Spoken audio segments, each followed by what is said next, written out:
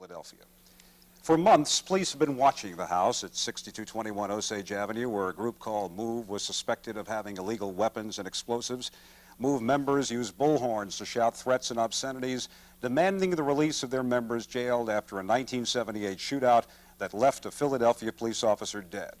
Finally, a decision was made to arrest those inside the Osage Avenue home on Monday, May 13th. The operation began with the evacuation of some 300 people from the immediate area of Sunday. That happened on Sunday, May 12th, Mother's Day. Good evening, everyone. It began this morning when Philadelphia police moved through the neighborhoods and asked residents to leave by 10 o'clock tonight and, in a sense, evacuate a several square block area surrounding the MOVE compound at 62nd and Osage in West Philadelphia. Right now, from the scene, we begin our live team coverage with Charles Thomas. Charles? Our best information is that police have been sweeping the area that was supposed to have been evacuated. They're trying to find out that all the neighbors are gone, that they're out of the way should anything happen here. By the time the last few neighbors had been evacuated, the mood had turned to impatience. Most here want the confrontation resolved as quickly as possible. Earlier today, a MOVE sympathizer was arrested, shouting at police as he was led to a police van. That's what y'all here for. Y'all have paycheck from the industry to try and kill off MOVE people. So far, the only visible police tactics have included evacuating the area and crowd control. They want people out of the way if this confrontation should become violent. More or less knocking everybody's door in reference to what's going on around here, and inform them that at least by 10 o'clock at night should be evacuate the premises. A lot of people leaving out early and take a few belongings and come in, say like 24 hours after tonight, which will be I guess 10 o'clock tomorrow evening.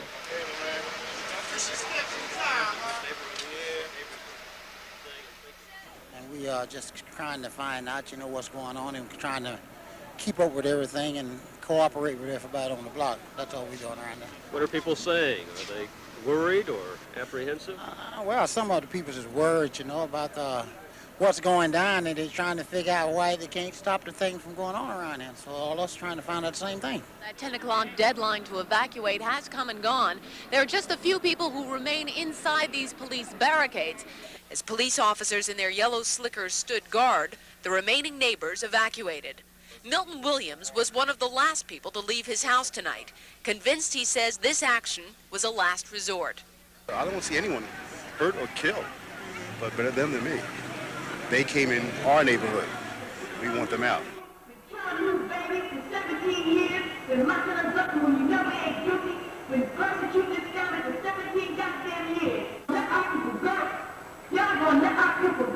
MOVE is demanding the release of imprisoned MOVE members as a condition for ending all this.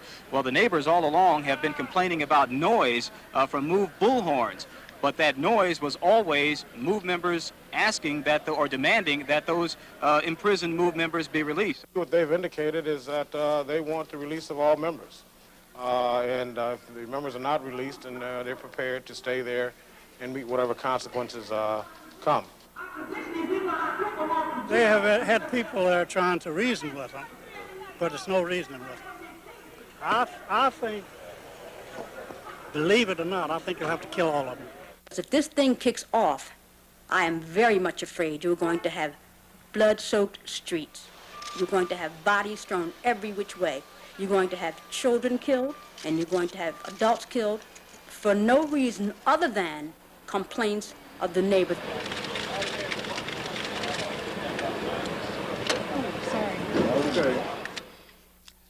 One of the bodies pulled out of the rubble was Louise Africa's son, Frank. Now the events of May 13th as they unfolded here on Channel 10. You will see edited portions of our live coverage, video shot simultaneously by our team of street photographers, along with official statements made on May 13th and in the days after.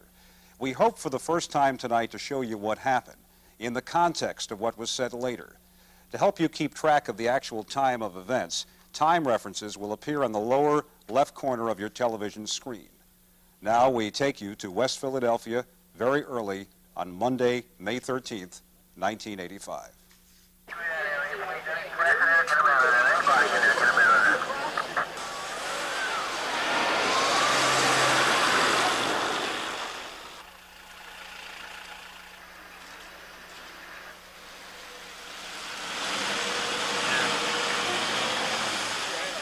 We interrupt regular programming for this special report. I'm Dennis Woltering with Harvey Clark at 62nd and Pine, where authorities continue preparations for an apparent confrontation with the radical group MOVE, a confrontation aimed at pushing that group out of this area. Let me tell you what's happened so far this morning. About 2 hours ago, about 3:30 a.m., utility crews moved into the area, shut off gas and electricity, purging the lines in the area of all gas service. You can see a fire truck behind me with a deluge gun pointed back that way. It's aimed apparently at the MOVE house. We know of at least 2 fire trucks pointed like that. SWAT teams have been converging on the area, SWAT team officers. It looks like the scene is set. We're told that something may be happening at dawn.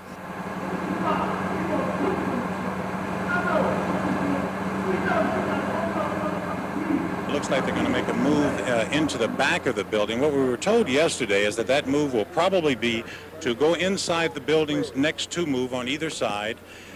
If they refuse to come out, there's going to be one attempt to get them out this morning. If they refuse to come out, then they're going to fill the building with tear gas. I think the deluge guns are in place just in case they go on the rooftop after the building fills with gas, and that's what is anticipated.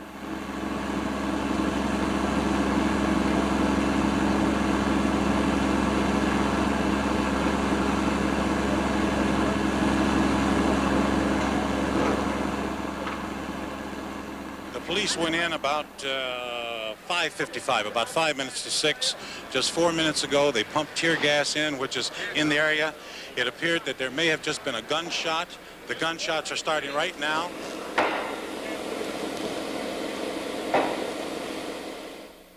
At 05:58 hours, the first salvo was fired from the MOVE residence at police, and police responded with controlled fire, only in a reactive posture.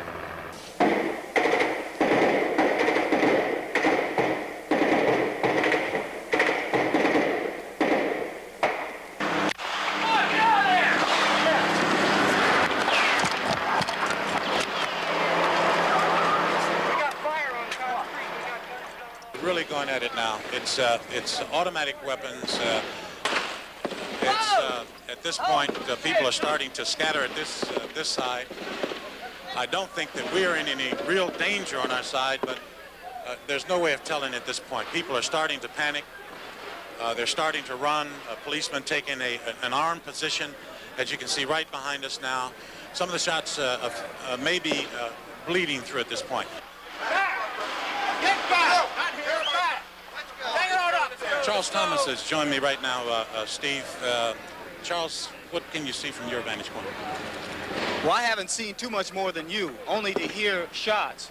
Shots apparently are being fired from 62nd Street down onto Osage. It appears as though gunfire is being returned. We hear the staccato. The police are now moving us, Harvey, but what I was saying, we hear the staccato of the automatic weapons, yes. Then what appear to be Steve, okay, Steve, at this point, we're being forced to leave our position. All right, Harvey. We'll get back to you as soon as we can.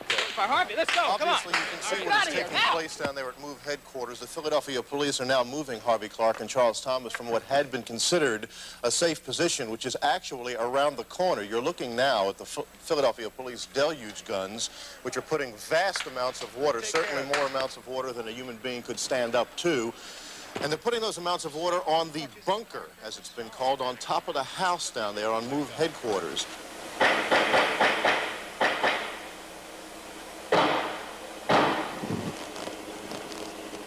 Let's go back now to Harvey Clark, who is, I assume, at a more safe location, Harvey. The shooting has apparently stopped now, and the civil affairs police officers behind me say that they have no idea at this point who may have been injured. It was a rooftop battle. As you can see behind us now, we're on the quiet side of this, but there's still stakeout police running. This is the back end of the house, and the rooftop battle actually had step back just for a second, Charlie. If you can see from where we are, just at the top of those roofs, there's an alleyway that divides those houses from the back end of the MOVE headquarters. So it was a rooftop battle. Charles Thomas is with me. Of course, you saw both of us. There are a few more sporadic shots, but most of the shooting has ended. Harvey, what really concerned police, another shot here, appeared to be small arms fire, .22 caliber fire. into this area where we were standing and the other reporters. That really scattered the crowd, and that's what happened to us right before we left the air. Before, shots had picked up again. It's not over, Harvey. Harvey, Steve, you can hear it. It sounds like there goes another small another 22 caliber round. Vietnam here. I mean, It's unbelievable. It's unbelievable the number of rounds that have been fired at this point.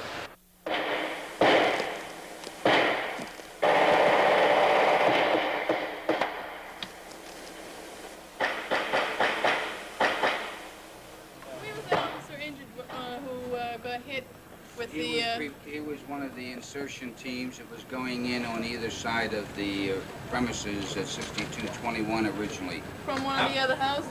No, it was his primary assignment is to go into one of the houses on the other side of the move compound. That's when they received fire from 21 through portholes, gun portholes, right through the wall. And in fact, a Sergeant Ed Connor was shot. But the vest stopped it. And one of the police officers became trapped between the wall and the way out, and was therefore in the line of fire. They were just pinned down by MOVE members. They couldn't get up, and because they would walk into an open field of fire. What you're looking at, Steve, there's a little gangway there that leads right into the back end of the MOVE compound. That is an alleyway that would put the Philadelphia police officers as close as 20 to 30 feet from the back door of MOVE. Not as much shooting as before. No way of telling from our vantage point exactly what's going on there. As you can see behind me again, police are going in and out. They appear to be relaxed. Now squad cars, the highway patrol moving in. The deluge gun on Pine Street has been moved away. There appears to be a cleanup now, Steve. There's people crying. Louise Africa, the woman that Charles Thomas interviewed last night, was just carried away in tears. Philadelphia police just took her away. She feared that her relatives, her friends, her son, I believe, may have, oh my goodness. What was that sound, Harvey? Can you tell us? I can't tell you, Steve. It wasn't. It's heavy. I don't even know if it was a gunshot. It almost sounded like an explosion. Could have been the lobbing of a tear gas canister, probably? I don't think so. Tear gas doesn't make that kind of sound. That shook the whole block. I think that what we're probably seeing here is that there were going to be no MOVE members give themselves up. Dennis Waldering's with me right now. Said to him, Steve, it sounded like dynamite. Maybe one of those fears that it was in there. The whole area shook. Harvey, this is an incredible scene. One neighbor on the corner over here said he can't believe it. This is like a war in his own neighborhood. The people on the fringes are, as you say, stunned by this. Utter disbelief. Utter disbelief that this is happening to us. Everybody is a victim. It's not fair to direct anger at the Osage Avenue neighbors or the entire neighborhood, because it is here, it is real, and we are victims of this. It's war. This is war. I've never seen it, but I've lived through it today. About 10 minutes ago, we were watching smoke wafting away from the MOVE house. Looked like it might be tear gas or something. Again, you're hearing small arms fire. Steve, it appears again that we may be moved. We're going to try to stay with this as best we can. That we may have a sniper or something in the area. Earlier, I don't know if you talked about it, Harvey, there was a report of a sniper on a building back up there. That's when the police forces went off in that area. And as it turned out, it was a camera crew up there. Right. Steve, if you'll bear with us just a little bit, we're going to have to move back. Any idea what that is? Move back. All right, gentlemen, you get to a point of safety. Okay.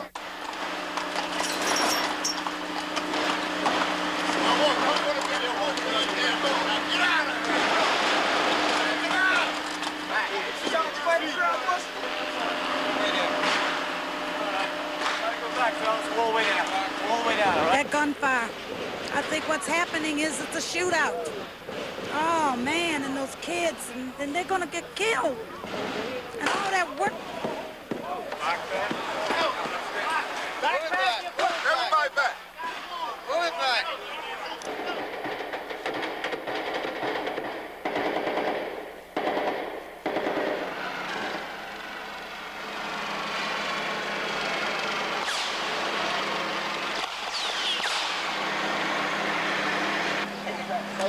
back further. That's it. Go ahead. That's it. Stay on your...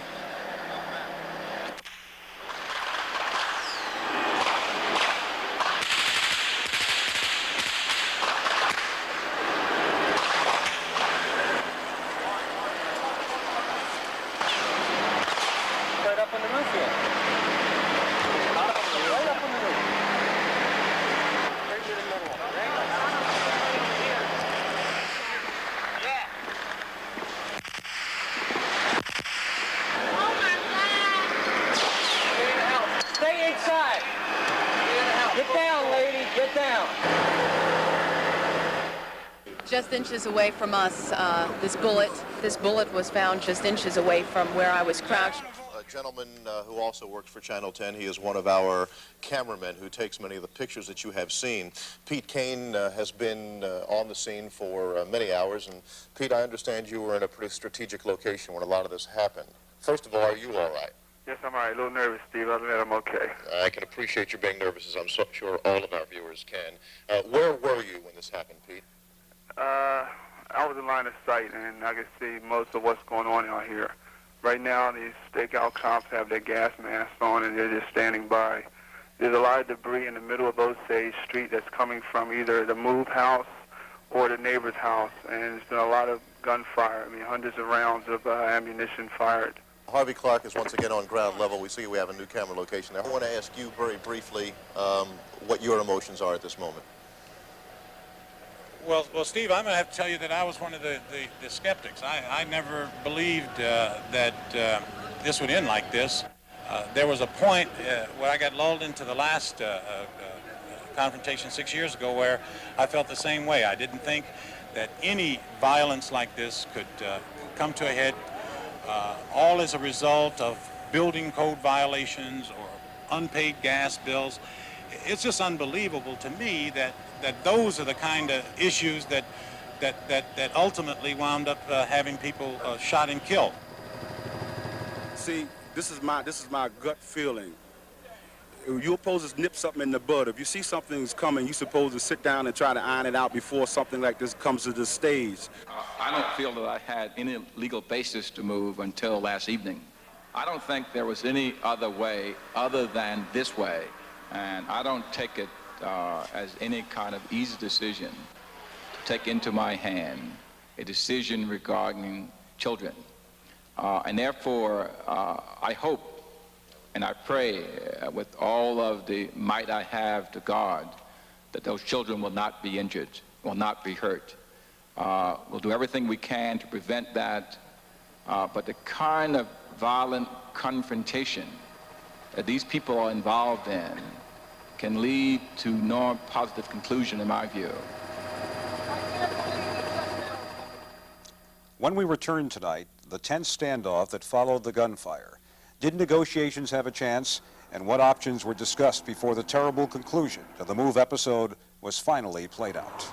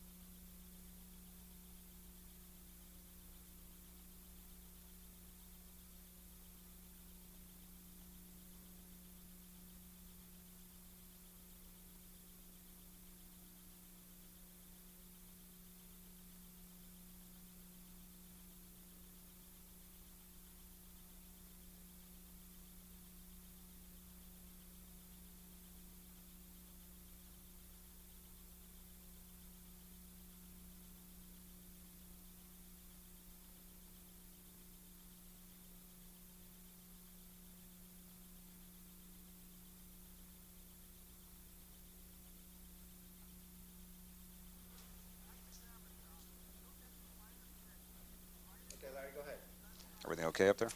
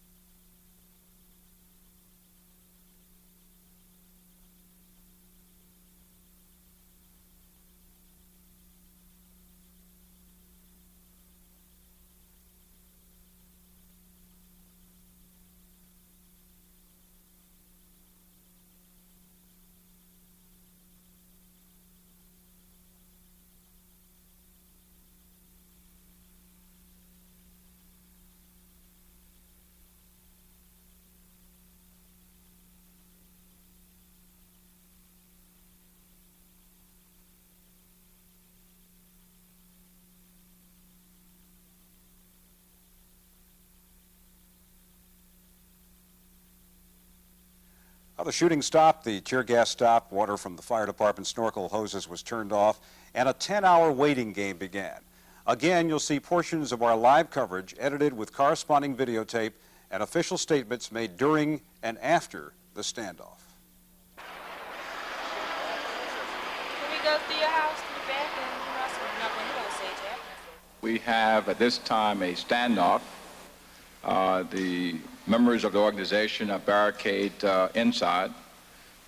We are assessing the situation at this time and trying to determine what step to take next. You're looking again at the roof. It looks like the deluge guns have been turned off and things have been quiet now for going on 40 minutes. Charles? Well, Louise James is the mother of Frank Africa, who was inside the house. She is also the owner of the house at 6221 Osage Street. Miss James, have you had any contact at all with the police about either your house or about Frank? The only contact that I had with the police was a physical contact. I ran down the street and I was yelling that my son was in that house. I was yelling that my son was in that house. My brother was in the house. The children were in the house. And I was running toward them because I heard the shooting. And I told you those cops were insensitive. They never even heard me say there was my son in the house. The cops simply grabbed me by both arms and jumped me down the street and threw me behind the barricade. I want to know where Wilson Good is, that he could allow something like this to happen. Where is the mayor? I want to talk to him. The emotions of everybody are trying to ride high now. What we have not seen and what we're starting to hear from behind us at this point is where is Wilson Good? Neighbors here have been asking, where is Mayor Good? They think that Mayor Good should be out here, and they think that maybe he, if he had come out sooner, could have prevented some of the gunfire that we saw this morning. Do you have any plans to go to the scene, to go to Osage Avenue? No, I think it's inappropriate for the executive to be there. I have three very capable people there. Leo Brooks, Managing Director, Greg Sanborn, the Police Commissioner, and Bill Richmond, the Fire Commissioner. I don't think I'm needed at the scene. Why should they blow the kids up? You understand what I'm saying? Why should they blow the kids up? We're standing, what, 2 blocks away from an hour-and-a-half-long gun battle, and you're here fixing a car. It doesn't bother me. Not one bit. I think they're doing a good job down there. You're all in favor of the police and what they're doing down there? I'm in favor of the police, what they're doing, and also I'm in favor of the people down there. I think they've done a beautiful job of evacuating so that, that they can go and do the job. There are, in fact, some negotiations going on now, and will go on, and we're hopeful to be able to resolve it, to talk them out. However, we're determined that they should not remain in the house. About 2 o'clock, we began thinking of some alternatives. And one of the alternatives that we were trying to explore when we discovered just how strong that bunker was on the roof. It was not apparent before because it had been surrounded by big sheets of plywood. But once we knocked the plywood off with the hoses and with the smaller grenade charges, we then decided we would attempt to bring in a crane to reach across from Pine Street down upon it and pick it to pieces. But the angle would have been so deep on the crane, on a commercial crane, that he would have had to turn his vehicle around to be in a straight line with his boom. And we didn't have room to do that. And so we discarded that late alternative and proceeded as we did. Now, Channel 10 News, live at 5. Good evening, everyone. It is now becoming a marathon standoff. 11 hours of tension as the streets of Philadelphia become a battleground in first a war of bullets and now a war of nerves. Stanley Vaughn and a mother of a woman thought to be inside went about half a block away from the MOVE stronghold and tried to talk to them via bullhorn. Mr. Vaughn, what happened? Well, we tried to negotiate with the MOVE members inside, but there was no response. We tried to get them to see if they would negotiate with us, the street people, and this committee. You tell me you appealed, you pleaded. What did you say on the bullhorn? Well, we told them that they couldn't win, and we pleaded with them that they have children involved, and if they could send their children out, that would help a little bit ease the situation. Mr. Vaughn, thank you very much, and no response, as he says. Mr. Mayor, should the negotiations on behalf of the community leaders fail, what's the next step? We intend to evict from the house, we intend to evacuate from the house, and we intend to seize control of the house. How do you do that? We will do it by any means necessary.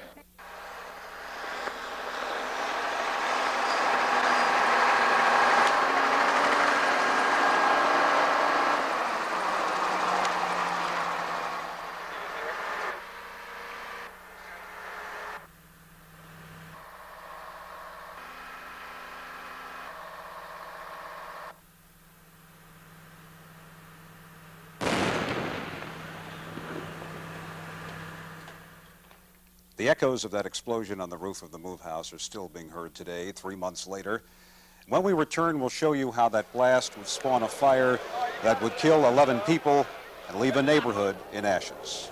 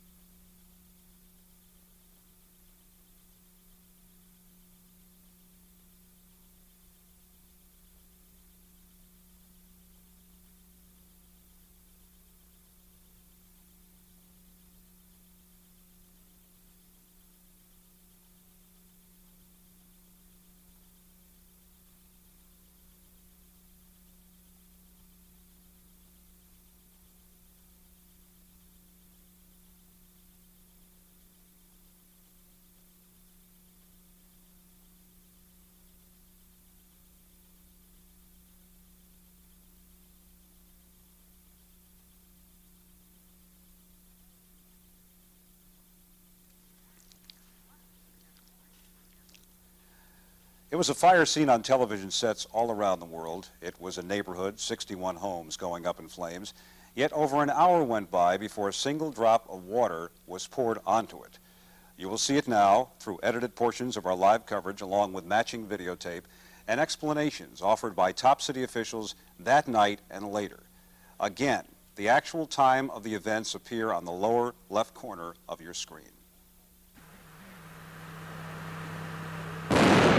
We've just been advised there's been some sort of explosion at the Move building at 62nd and Osage. We'll go directly live to Harvey Clark right now at the scene. Harvey, what's going on? Larry, right now there's some bullhorning going on behind me. I can't make out exactly what it is, but about 2 seconds ago, the state police helicopter passed overhead.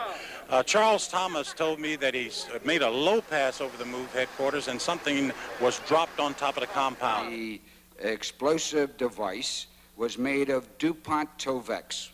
There was 2 one-pound tubes of this explosive were used with a safety fuse with a 45-second time delay, a non-electric blasting cap, and a canvas bag was used as a container.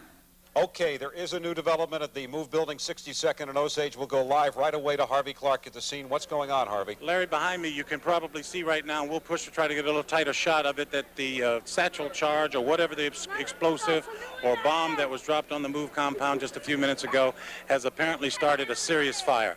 It is nothing but black smoke. There were a few sirens that may have either been fire engines or ambulance. Don't have any idea which, but there is apparently there is a serious fire. You can smell the smoke from here. Right now, Pete Kane is a little closer than Harvey, about a half block closer, on Osage Street, about a half block away from the house. What do you see from your direction, Pete? Yeah, what I see is a lot of black smoke. It's very thick, and there are flames shooting from the roof area of the either the neighbor's house or the move house. Now, do you see any movement of people in front of the house or surrounding the house?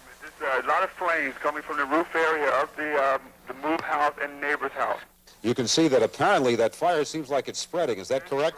It's spreading, Larry. Several of the houses are on fire right now. Several of the houses? Yes, they are. Not just the move house? Not just the move house, no, Larry. There are several houses on fire right now. There are stakeout guys moving down the street now, getting closer to the move house.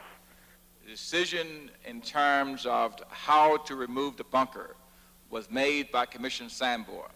However, that decision was reported to me, and I was told before, in fact, it happened, that they would proceed to try and remove the bunker at the top of the house with some type of device that would explode and knock the bunker off. That part of it worked. It worked perfectly according to plan.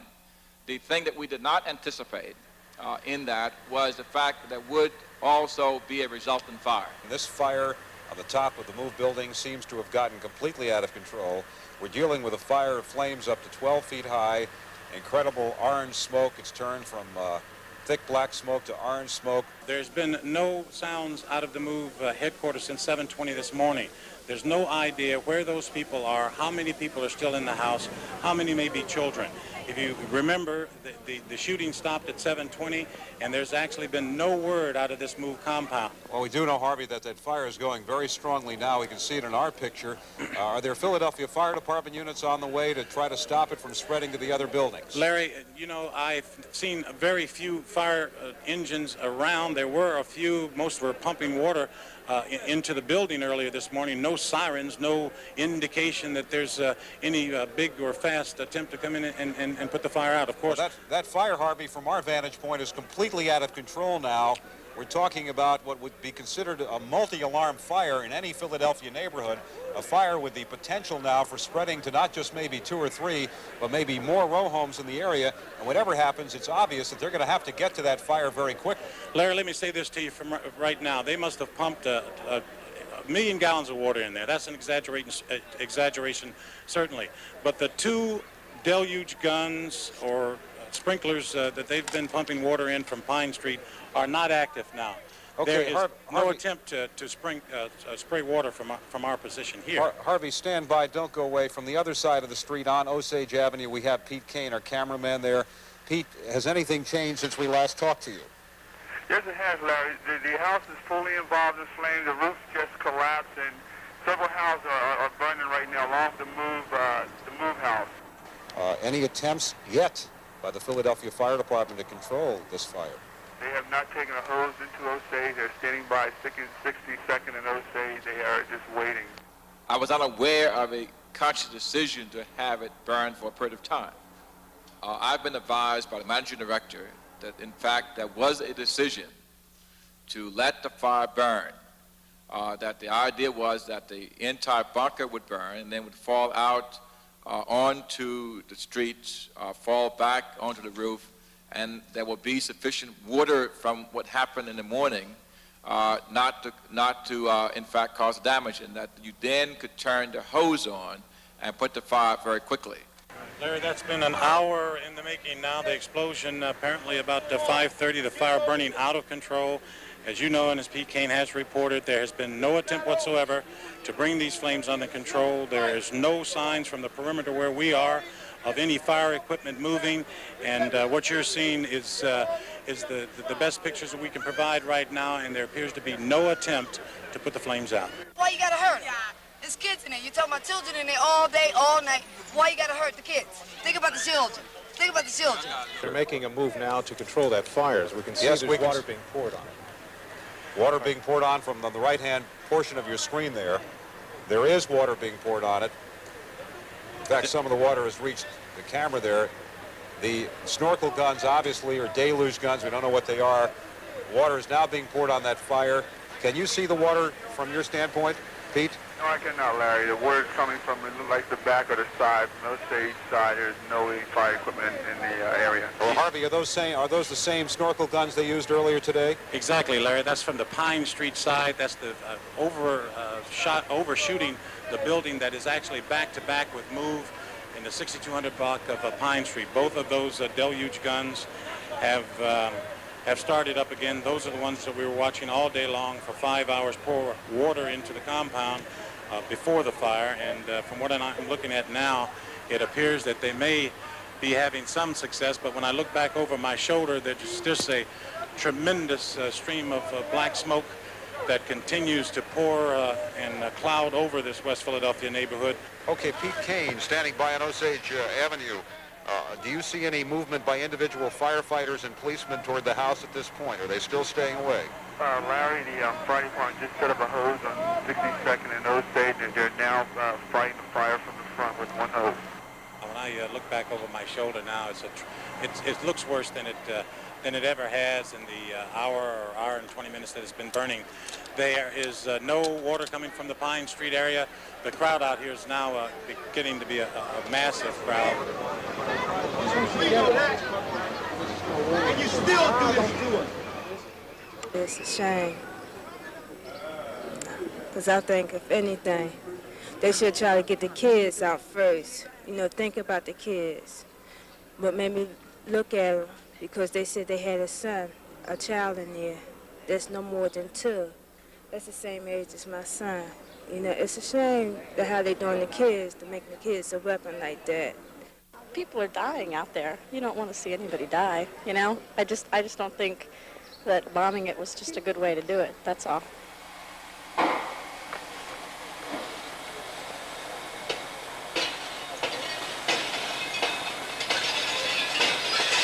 Apparently there's some shooting breaking out here. Behind me in the 6100 block, if we can get a picture here, Larry. Well, Harvey, why don't you get out of the way so you get out of the way of whatever's shooting? The man is asking you to get out of the way. We can hear from you. Apparently what you see now, right now, is a police officer who is right in front of our camera, who is clearing the 6100 block of Pine Street. There is additional shooting. Apparently it may be coming from that area between Pine and Osage. Four members of the MOVE organization did come out of the rear of their home and start firing at officers between Pine and Osage Avenue. The reason and the difficulty with the fire department fighting the fire is that we know that there are MOVE members in the alleyway back there with guns, and we are concerned about the protection of the firefighters. At a point, after the fire started, and we began to enter the houses from Pine Street to fight the fire through those houses and over the roofs, that 4 people came out of the back of the MOVE house. 2 were observed turning east.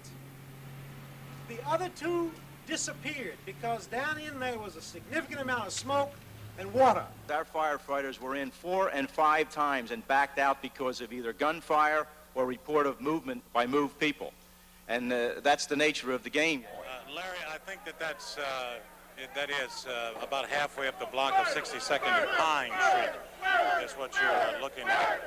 People here are getting very excited and very upset about it. Once again, they're mostly young people. But this is Pine Street. They're getting ready to lose this side of Pine Street at this time, Larry. One MOVE member was taken to Misericordia Hospital. Well, the police believe that MOVE member is Ramona Africa. Ramona Africa has been the spokesperson for MOVE on Osage Avenue.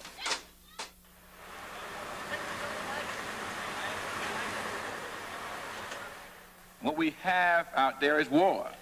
And I knew from the very beginning that once we made that decision to go in there, it would in fact be war, because they intended to have a violent confrontation. Well, I think it's a terrible thing that it had to happen this way, but, you know, we had no other choice.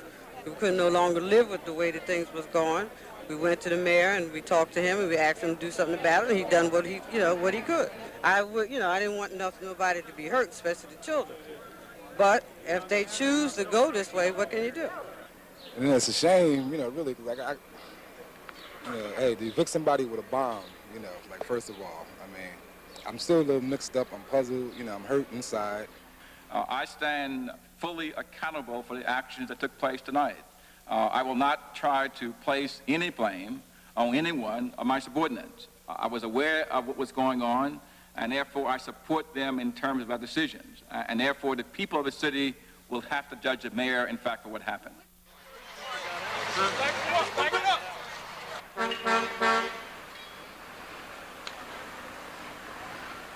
could be our house. No, it's gonna catch them. Look at this, gonna catch them. In the tree.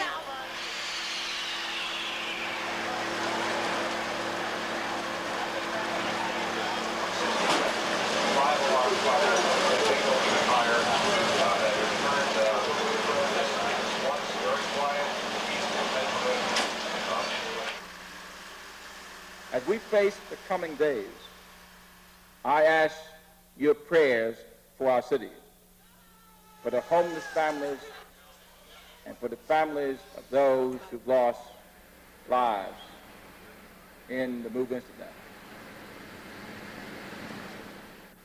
The fire burned for 6 hours before it was declared under control by the fire commissioner at 11:43 that night.